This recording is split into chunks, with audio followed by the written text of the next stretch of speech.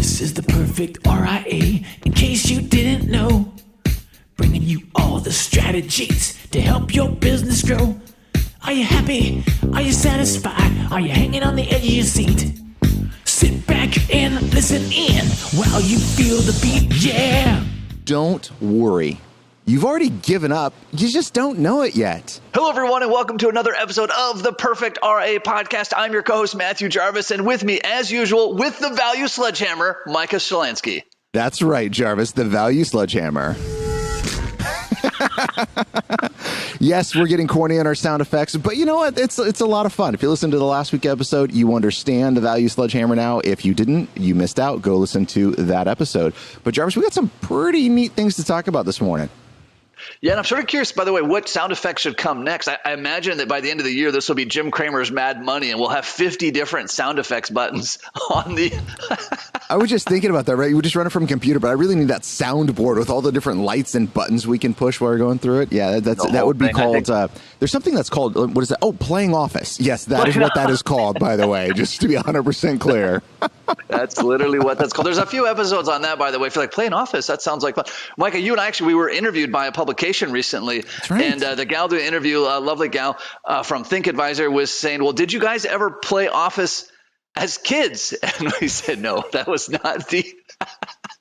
I'm just trying to picture a young Mike. I'm picturing Gabe, Micah's son right now, trying to play Office. I think that would get soap in your mouth in the Shalansky house. You'd be like, Dad, come here. I'm playing Office. I'm playing Office. No, you're not. You're delivering value or you're playing. There's no in between in this household. Pick up a stick and hit something with it. You're really good. Oh, that's awesome.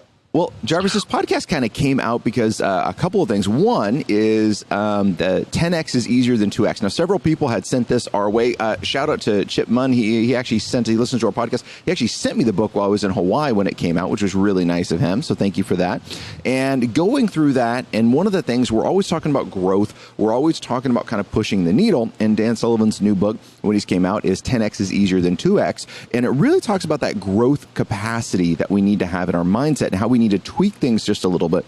And the reason I think we wanted to chat about that is, as advisors, we should always be pushing at growing, but sometimes we think we're growing and we're not doing a bloody thing because we're on autopilot and it's not really growth.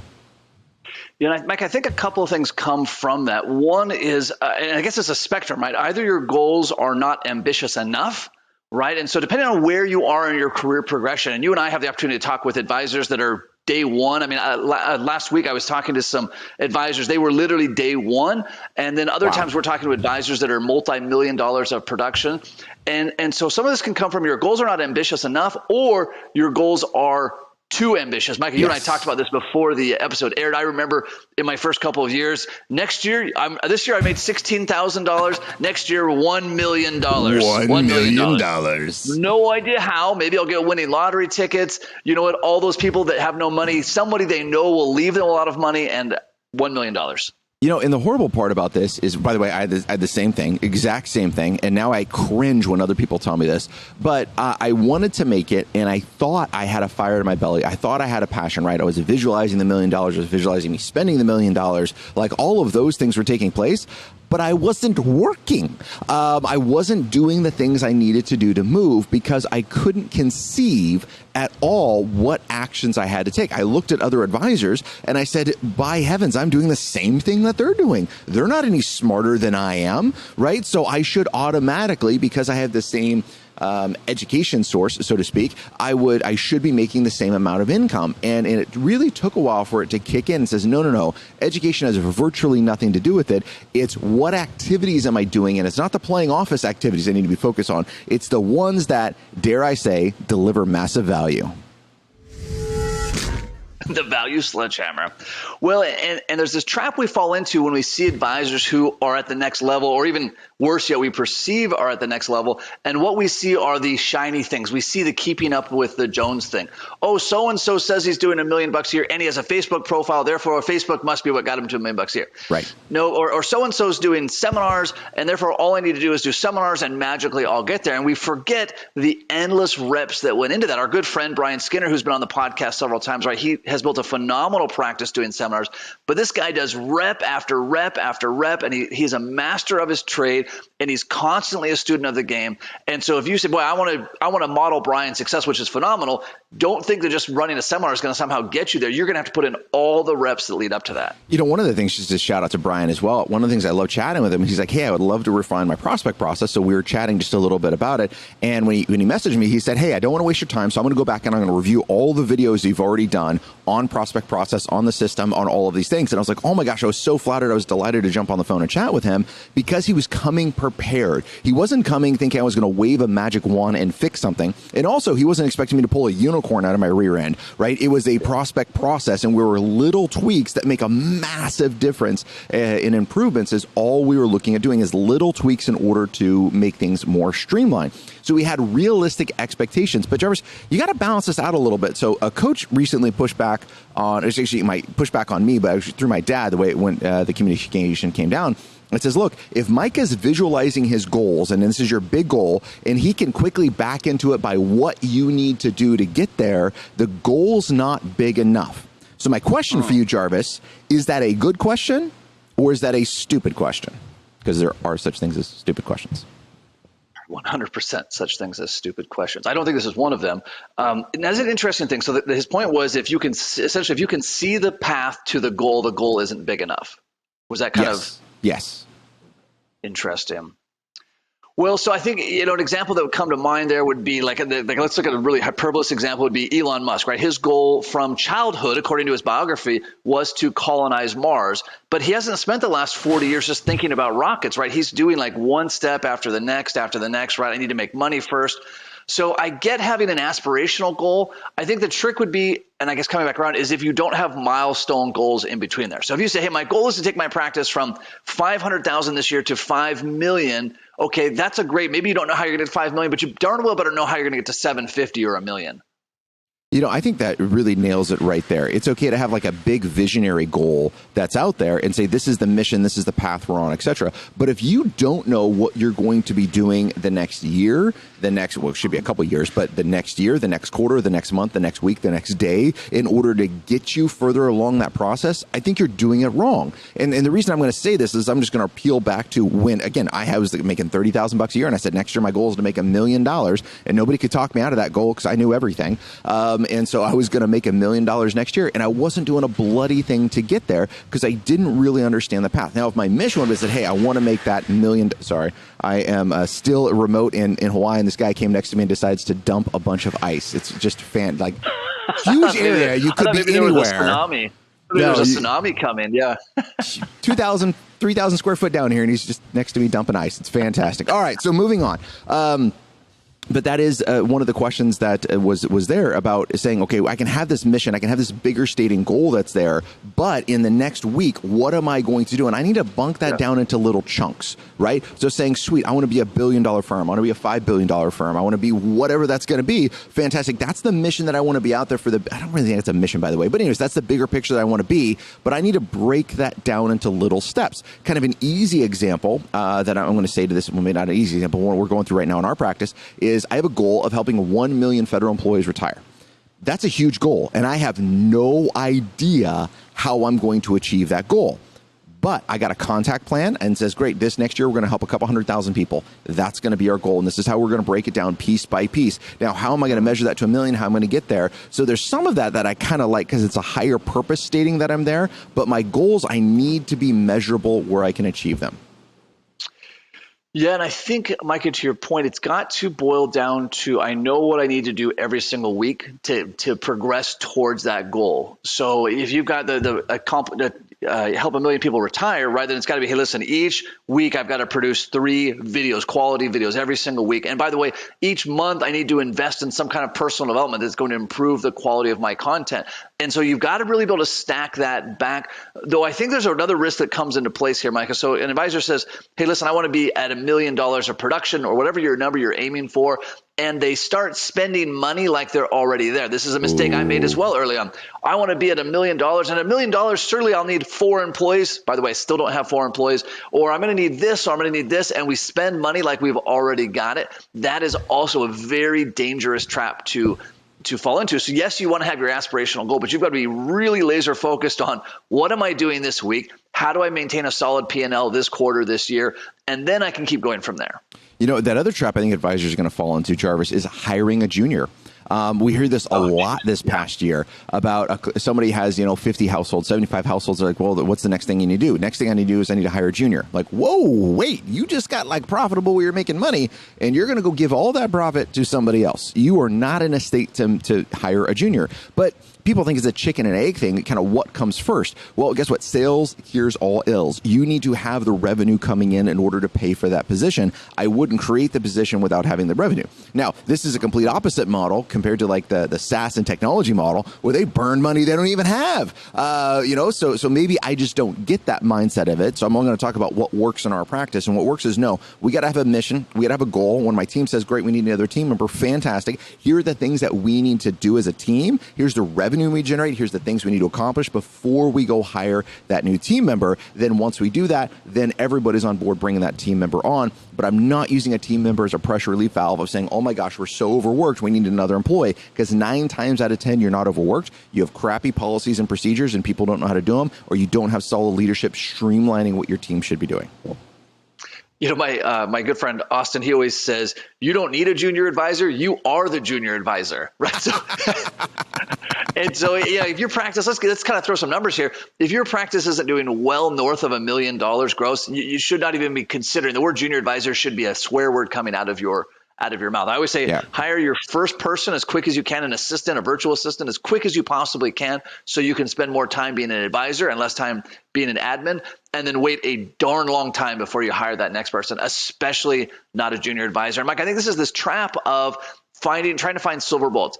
You know what? My problem is I don't have enough prospects. So if I hire a junior advisor, magically I'll have enough prospects. Never mind that I don't surge meeting or I'm playing office all the time. So silver bullets just don't work. They don't work. And anybody who tells you otherwise is just trying to sell you a bag of garbage.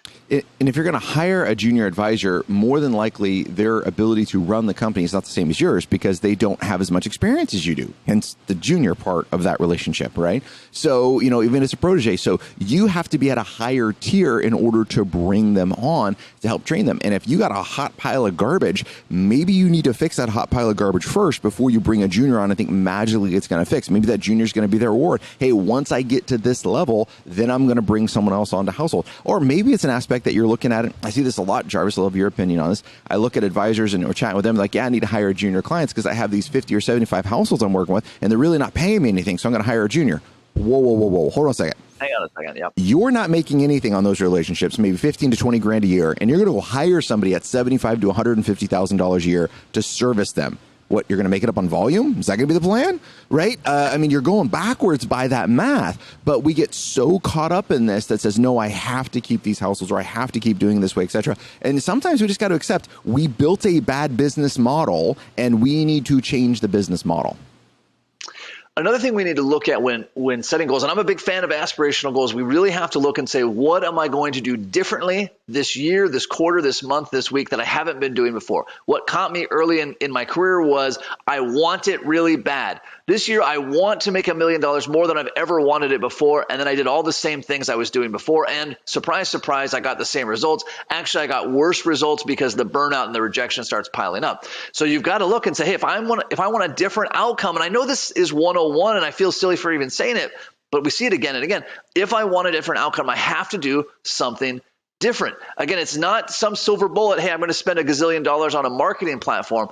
It's really, I got to get through the reps. What reps am I going to do differently this week or this month than I've done before? Now, one of the things that Dan talks about in his book about 10Xing is easier than 2Xing. And the concept inside of here is a couple. One, in order to be that expert, and he talks a lot about Michelangelo and the David statues and all the sculptures that he created, etc. And one of the things is saying, hey, Michelangelo, he just took this much more effort to work at it, to learn the human body, to do a little bit more than everybody else to make his statues come to life because he understands human anatomy. So all of those things that he did, but it's not like he spent 10 times as much time doing it. It was just a little bit more time perfecting his craft to be highly good at it when it comes out. So that's the question we need to face as advisors. You know, if we want to 10x something versus kind of 2x it, okay, we have to do things differently. Jarvis, I fully agree, right? If we keep doing the same things, we're going to get our same results. If we want a different result, we got to do things differently. But we also got to look at it from a quality standpoint, not just a quantity standpoint. And sometimes that's where I get caught up in, Jarvis. I'm like, hey, great news. We want to bring on X more clients. I need to do 15 times as many videos and content as I'm doing now, right? So I get this huge content calendar. I get overwhelmed with how much content I need to create. And it's like, well, hold on a second. Is it more content or the quantity, or is it better quality content that I need to produce? All right, it's better quality. Great. What do I need to do? Now, I don't want to do the better quality because that's harder. You know, I would rather do the 10 times as many videos because it's easier, right? But now I got to get into my uncomfortable skill set, a skill set I don't have. And so now I know I'm going the right direction because I'm starting to get uncomfortable. My next 10x level that I want to do, you and I have been talking about this, I am very uncomfortable about it. And so one of the questions that needs to come up is, if you're going to push yourself into that level of uncomfort, Jarvis, is it worth it? Is growth really worth it? Oh boy, now we're getting into like the existential questions, right? This is getting pretty deep. I think the answer to this question really depends on where you're at in your career progression. If you were making $100,000 a year, you're thinking, I need to make a little bit more money just so I can have some comfort in life. If you're at the $1 million, $2 million, $5 million, $10 million range, it becomes a little bit more of an existential question, because what are you going to do? Buy another car, whatever the case may be. I think for you and our peer groups, it's about, what journey do I want to be on? Am I going to be on a journey where I'm growing and improving, or am I going to be on a journey where I'm doing the least I possibly can? And the least I possibly can will always end in destruction, because again, eventually you'll fall off a cliff with that.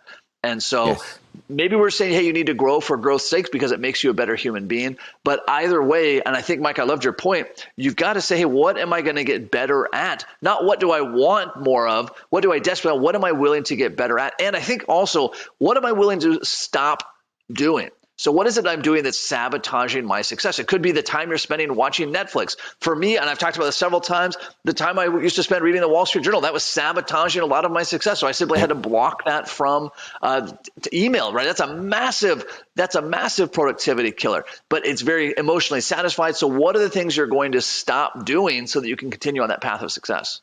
You know, and it's so easy sometimes. And I think about Brian Tracy, you know, a great mentor of mine. Mm-hmm. And one of the things that he'd also say is, you know, anytime that you had a new goal, and before you were resolute, confident, and really entrenched in that goal, it was like just after you light a match, the slightest breeze would blow it out and can extinguish that flame. And that's the same thing with a new goal. So you got to be real careful on who you're sharing these goals with. That's the reason you need a good mastermind community and all of these things. You know, one of the things that came up even in our mastermind, and I brought up this comment that, hey, I want a 10X and here's my numbers and I want to put a 0 on them. Here's what I want to do. And someone came up to me and says, why do you need that much money? Now, what's fascinating is that came up in the 10X is Easier Than 2X book by Dan Sullivan.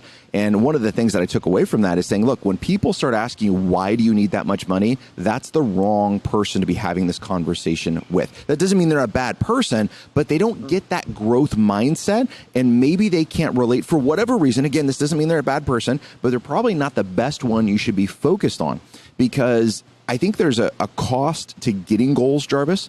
I also think there's a huge cost not doing your goals, right? If you don't push for that next level. Boy, this could go so many directions. But I want to maybe pivot just a little bit and look at some real quantifiable things. Like, what are some things you could really do? And you and I always go back to personal and professional development. In fact, I talked to an advisor. I didn't tell you this yet, Mike. I talked to an advisor the other day. We were talking about the Retirement Tax Services Tax Summit that's coming up this fall, end of September. So excited about that. Hosted by Stephen Jarvis. Going to be just a phenomenal event. And the advisor was looking at the cost, which in my mind is quite nominal for what is on the table, quite nominal. And he says, hey, how can this, I don't know if I really want to spend this much money. What is it, $1,000 or something? And I said, well, how could you not want to spend this much money? Look at just the speaker lineup. Well, I don't know. Are they going to tell me anything I can't read on kitsis.com? Yes, they're going to tell you everything. I'm not kidding. This is a literal conversation. I'll show you the text thread. They're going to tell you everything that you can't read on kitsis.com, which is, how do you actually implement this with clients, right? So Steven's, I'm getting on the soapbox here. He's bringing together this collection of just phenomenal advisors to share how are they implementing Secure 2.0 in their practice. That's got to be the most valuable investment I could possibly make. But I can see at the same point, it's easy to get hung up and say, boy, geez, $1,000. That's really a lot of money. But it depends on where you want to go. If you want to be the kind of advisor who says, hey, I can't invest $1,000, then you'll always be that advisor. If Well- you say, hey, listen, go ahead, Micah, please. No. I was just like, well, what's that same mindset, right? What are you going to tell a client that they can't find on Google, by the way, just out of curiosity? Yeah. I mean, there's literally nothing you can tell them that's not found on Google, right? As far as information goes, the only thing you've got is how to apply that and the confidence to guide them along the way. Same, by the way, with climbing Mount Everest. There is nothing a Sherpa can tell me about climbing Mount Everest that I probably can't Google and find in somebody's YouTube video. That doesn't mean I'm going to rely on a YouTube video to get me to the top of Mount Everest. It's such a huge difference in there. When we talk to top advisors, really rock stars, they yearn for this knowledge and this one-on-one. What are you doing? How are you doing this, etc. Right? And they don't start picking it apart and saying all the ways it didn't work. They said, great, it did work for this guy. How do I apply this to my practice? Now, not everything I take from another advisor I apply to my practice, right? Maybe that's just my own limited thinking. Very well could be. But I'm gleaning certain things and saying, great, this is how I need to go back and improve. This is what I need to do it. And if you are not dedicated to your financial improvement, if you are not dedicated to your personal and professional development, man, you got a serious issue. And that's going to play, I think, really big head trash issues, by the way, because in 10 years, you're going to be at the same level and you're going to see all your peers have gone up and you'll be like, why? Why is that any different? I'm just as good as they are. We've been in business the entire time and you missed the entire thing. It's about that morning success ritual. It's about the professional development. It's about taking that time into yourself and making yourself better and learning from those who are doing an excellent job. The trick, Micah, and I'm going to call you and I both out on this, is it's easy to say, hey, spend time with advisors who are crushing. It's very hard to find those advisors. You and I can both recall the early days of our careers and go to the broker-dealer conferences or the insurance conferences or the FPA conferences, and they would parade a couple people across the stage and talk about how great they were and give them the trophy award of excellence or whatever it was that they were doing. And there was never a time, at least not that I could find then, to really step back and say, hey, what's working? And by the way, tell me what's not working and tell me what mistakes you made when you were at my stage that you wish you would avoid.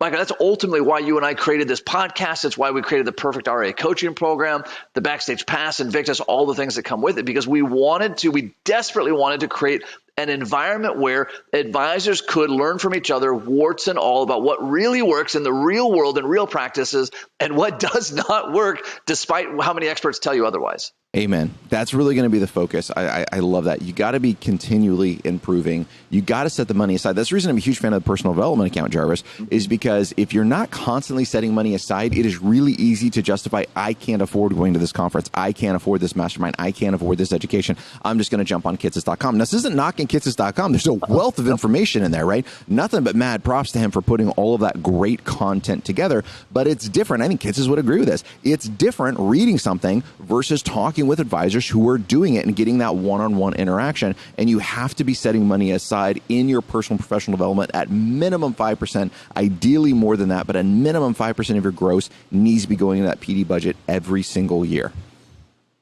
Yeah, and this may be still a self-serving rant just a little bit, but if you're not a member of the Backstage Pass or the Invictus program, where are you finding that? Like I sincerely would like to know, one, because I'm always curious to learn more, that there are not many places to go for that. And so I would be willing to bet that without that support group in place, it will take you, 5 times as long, 10 times as long. Mike, I'm just trying to think, actually, just last year, we had one of our Invictus members explain that he had doubled his income in 2022. And now 2022, I know those of you listening, you can't remember that long ago. The markets were down significantly, as were the bond markets were down significantly. And during that time, he doubled his income thanks to what he had learned in our Invictus masterminds. Mike, I can't think of my career on a down year like that, or that early in my career where I had doubled my income, because I was spending all this time, as Michael Henley used to call it, inventing mediocrity instead of copying genius. Amen. So it's all about action items. It's about taking it forward. So I love this concept, going back to this 10X versus 2X. It's you got to decide what behaviors you're going to do different in order to really move the needle. And that's really what's baking my noodle on this 10X versus 2X is I got to look at 80% of the things I'm doing and I got to get them off my plate. I got to make that 20% of the stuff I'm doing. And I got to do 80% new things to move to this next level. Now, the next level and things that I'm talking about from an enterprise workshop and things that I'm going to be moving towards. So if you're an advisor making that 150 to 500,000, rock on. The moves I'm going to be doing are not the same moves that you should be doing yet. So you got to look at that, Jarvis, to your point earlier. You got to pick somebody to model up to. It says, great, when this person was at this point in their career, what were they doing to grow? What were they doing to ascend, etc.? And that's the type of work that you need to be copying.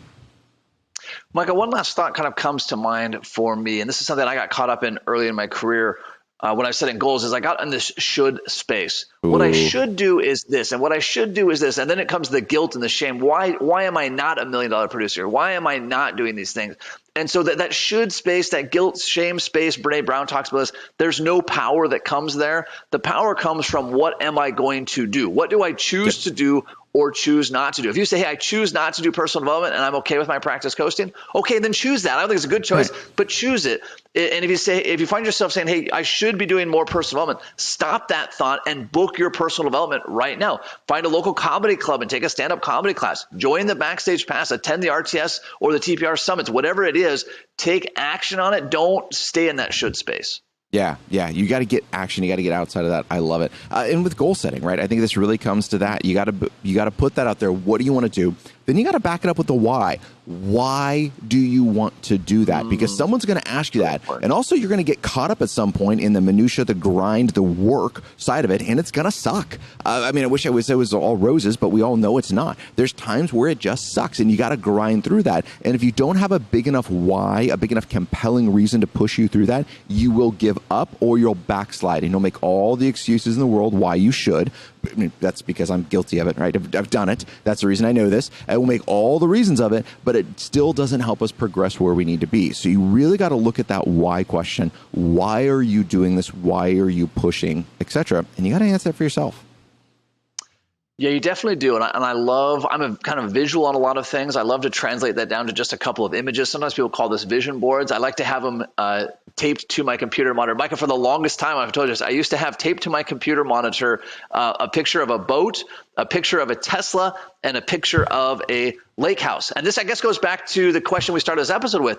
At the time, I did not know how I was going to get any of those three, but that was kind of my bigger aspirational why, but that would help me keep on the reps. When I didn't want to make that next call, when I didn't want to do that next event, I would look at that like, oh, that's my why. Yeah. So I think that's where the aspirational, like this is where the why ends up, but it's got to boil down to here are the reps I'm going to do this week. You know, Jarvis, we talk about it in my conference room. So in my conference room, we have a roundtable. My clients are sitting there. The clients are looking at me. Behind me is my accolades, right? My CFP cert and all those other fun things for authority. Behind the clients, what I am looking at is pictures of my family. Why am I in that room? For them. I am in the room to be the best advisor I can be so I can be the best dad. I am there to crush it in that meeting, deliver massive value. And it puts me in a very good space. So constant what I'm looking at across from my desk, I have pictures of my wife, right? So I'm constantly reminded these things about what I'm doing and working. This also helps me from playing Office, because when I start playing Office, by the way, I also pick up images of my family sitting right there. And I'm like, all right, I'm choosing to sit here and play Office in front of the computer versus choosing to be with my family and doing something fun and epic and creating memories while we have that time. And that's a choice, right? There's no should in here. I'm choosing this decision that's there. So I love that visual reference for you. And for me, that's an easy one I could put in my conference room, pictures of my family. I don't think putting up yachts or private jets or anything just yet as pictures in the conference room is a good thing. Michael, one last piece I want to hit before we go to action items. We talk a lot when you and I talk about success and measuring success. We're talking about dollars, gross production, net production. We're talking about things. We're talking about time off. But I want to make sure, and for you and I, this is table stakes, but I want to make sure for all our listeners that we remember, and this feels cliche to say, but it's the honest truth, that this is all about delivering massive value to clients, right? The only way in my world I'm going to get to these goals is by delivering more. Sorry, I was a little late for that. That's what this isn't like. We're selling. Steve Jobs made fun of the CEO of Coca-Cola saying, hey, how much sugar water do you want to sell? That's not what this is about. It's about how much value, and the better advisor I am and the more reps I put in and the more personal and professional development I do and the more focused I am, the more value I will deliver to clients. And there is no cap on value to clients. The value sledgehammer is of endless power. Amen. On the vision board side of it, I was just thinking about it too, Jarvis. We've done this subconsciously with our clients. So when you walk into our lobby, we have a TV inside of there. And so we're playing CNN. We're talking about the markets. And no, we're not doing that, right? I've been to your office. It's not like that. Yeah. So on the TV, we have rotating pictures of all of the team members' family. And so they can see family pictures there. On the coffee table, there's travel magazines that are there. The artwork in our office is all metal artwork, and then we can rotate it. It's all in the same hanger, so we can rotate it through the office. And so when winter's coming up, we have pictures of snowboarding. We have pictures of snow machining. We have winter fun pictures. When spring is coming up, we start putting summer pictures up there. We start putting fishing pictures up there. When hunting season comes up, we rotate it. We have a giant bull moose we put up front. And you think this is silly, right? But clients get excited about these things. They're like, hey, that's right, fishing season is coming up, and we talk about these things. So we can use subtle artwork in our office to help increase that atmosphere with our clients to help them think about these bigger things as well. Because when they come in their office, I don't want them just thinking about the markets and money. I want them thinking about the experiences. That's the biggest thing I want my clients. What experiences do they want to have? What memories do they want to create while they still can? Boy, well, that's a great segue, if you will, into action items, which we've talked about this before. Action item number one, I would say, is what experience are your clients having when they walk into your office or into your Zoom room, right? And how can you up-level that experience? And you might think, that doesn't make a difference. It does make a difference, because think about places you walk into. Imagine if you walked into the doctor's office and it was visibly dirty and there was filth and squalor. You would not be like, hey, listen, can I get that IV that I've needed? So the experience does, in fact, matter. Micah, other action items that come to mind. Action items, sign up for the power session on March 29th. The one big mistake that advisors are constantly making, and we just miss it. So make sure you stay tuned for that power session. We're going to hit a lot of great things and clear action items on what you need to do to make 2023 one of the best years ever. Action item number two, would love for you to share on social media. You can tag the Perfect RIA. Share what it is you're doing differently this year to 10x your practice. Now, remember, your clients also see your social media, which makes this a great exercise, by the way. No client, and Micah, correct me if I'm wrong, no client has ever told me, Matthew, I see all of the time you spend on personal development and professional development. I think it's too much. I think you should dial it back. No, clients are always in awe of how much we invest in personal development, because we always highlight that, hey, we spent this time so that you don't have to. So your action item is, what are you going to do differently to 10x your life, and share that. Hold yourself accountable to it. You know, Jarvis, we bring this up to our clients frequently. We have a relationship manager. When they email in or they ask a question, hey, can Micah answer this? And whatever conference I'm at, they're like, hey, this week Micah's at a tax conference learning more about taxation. Is it okay if he gets back to you Wednesday of next week? Now, they just could have said Micah's out of the office. Can he get back to you Wednesday next week? And the client would probably be fine. But why not drop that nugget? He's at a tax conference, an estate conference, or an investment conference, like any of those things. The client's like, oh, yeah, I really appreciate that. Third action item I'm going to throw out there is create a PD budget, a personal development budget. This should be use or lose. Take 5% of your gross every single pay cycle that you make, and that goes into a separate account. Remember, we like buckets. So a separate account is what's going to be set up for that. Name it personal development and start using that money. If you haven't effectively communicated this with your spouse, this is a great question to bring up with your wife about why you're using this money. Otherwise, what she's going to see is you're paying for yourself to go off and do all these fun trips, and we don't have money to do these other things. So you really got to be good in your salesmanship and clear communication about why you're putting that money there. It's a marketing budget that you're spending on yourself. I love it. Last and final action item, my hardcover book of Delivering Massive Value is now available on Amazon and for a better price on the Perfect RIA website. And if you already have the hardcover, the book bonus content is now available. So go ahead and check that out. And Micah, until next time, happy planning. Happy planning. Information designed to change lives. Financial planning can make you thrive. Start today, don't think twice.